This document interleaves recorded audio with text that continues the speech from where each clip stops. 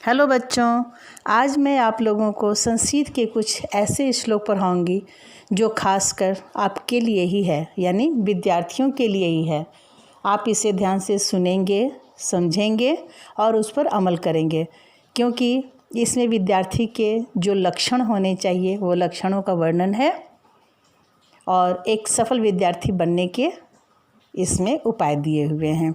तो पहला श्लोक है, काकचेष्टावको ध्यानम श्वान निद्रा तथैव च अल्पाहारी गृहत्यागी विद्यार्थी पंचलक्षणम।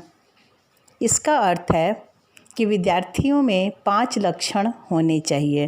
पहला लक्षण है कि उसे कौवे की तरह प्रयास करने वाला होना चाहिए। कौवे ने किस तरह से प्रयास किया था? थ्रस्टी क्रो कहानी पढ़ी हो ना, प्यासा कौवा। उसमें कौवे को प्यास लगी थी और घड़े में पानी एकदम नीचे था, तो कौवे ने कितनी कोशिश की, बार बार वो जाता और अपने मुंह में एक कंकड़ ला कर के घड़े में डालता था। फिर वो जाता था, कंकड़ ला कर के घड़े में डालता था। इस तरह से वो बहुत देर तक करता रहा। तब तक करता रहा जब तक कि पानी ऊपर आ नहीं गया। जब पानी ऊपर आ गया तो कौवा ने पानी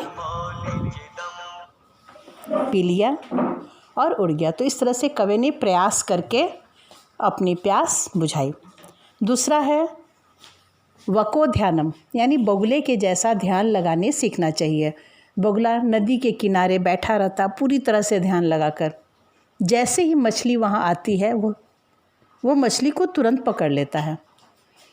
अगर वो ध्यान ठीक से नहीं लगाए तो मछलियाँ आएंगी और चली जाएंगी वापस। लेकिन बगुला इतनी अच्छी तरह से ध्यान लगा के बैठा रहता है कि वो मछली आते ही पकड़ लेता है। तो विद्यार्थियों को भी हमेशा बगुले की तरह ध्यान लगा कर रहना चाहिए कि कोई भी उनके काम की बात, ज्ञान की बातें उनके सामने आए, वो उसे ग्रहण कर लें। तीसरा है श्वान निद्रा। श्वान का अर्थ होता है कुत्ता। तो छात्राओं का या विद्यार्थियों की नींद कैसी होनी चाहिए? श्वान की तरह, क्योंकि वो बहुत चौकन्ना होकर सोता है। वो गहरी नींद में भी रहेगा लेकिन वो चौकन्ना रहता है। जैसे ही थोड़ी सी आवाज़ होती है वो तुरंत उठकर बैठ जाता है। इसलिए तो लोग उसे पहरा के लिए रखते हैं। रखवाला, घर का रखवाला कहलाता है ना कुत्ता।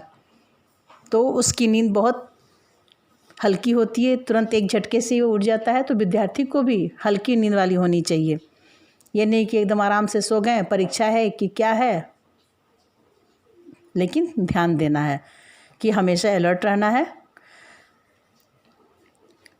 और चौथा लक्षण है अल्पाहारी। विद्यार्थी को कम आहार ग्रहण करना चाहिए, क्योंकि अगर बहुत भरपेट खाना खाते हैं तो पढ़ने में मन नहीं लगता है, आलस लगता है। 5वां गुण है गृहत्यागी। गृहत्यागी घर से दूर होकर के पढ़ाई करते हैं। लोग पढ़ने के लिए बाहर जाते हैं ना, लेकिन अभी क्या है, अभी तो लॉकडाउन है, तो घर में ही रह करके लेकिन अच्छी तरह से पढ़ाई करनी है। अगला वीडियो में मैं दूसरा श्लोक बताऊंगी, उसमें भी विद्यार्थियों के गुण दिए गए हैं।